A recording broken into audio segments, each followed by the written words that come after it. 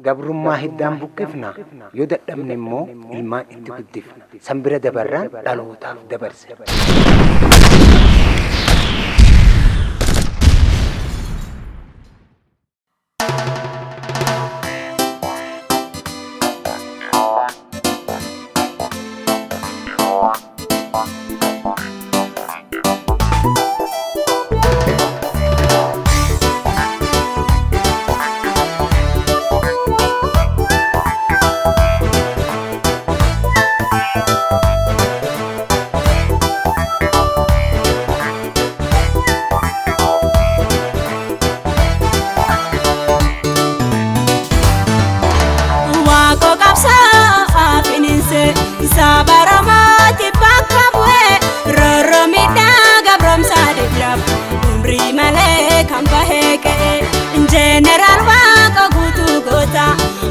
Sabaa falmatu kufe bilisuumaa Oromoo jecha lubbuu isaa wareegee lufe.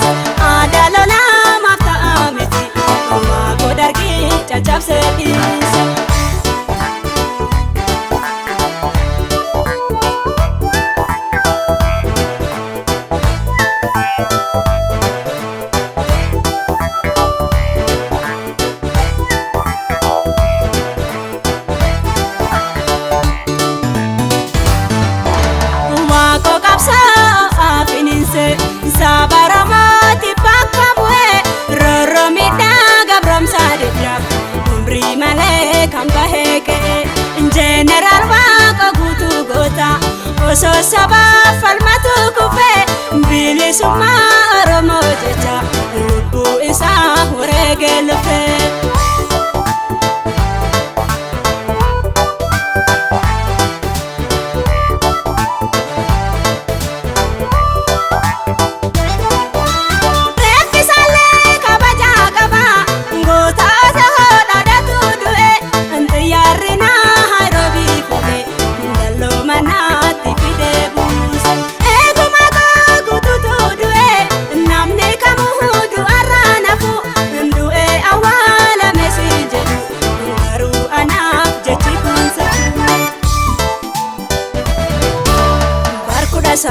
Jaatamii lama macaaftuu lama walga'ii ta'e jaatamii sadaffaarratti immoo goota Oromooti bosona bahe seenaa kan kee fiixeen danda'u asumarraa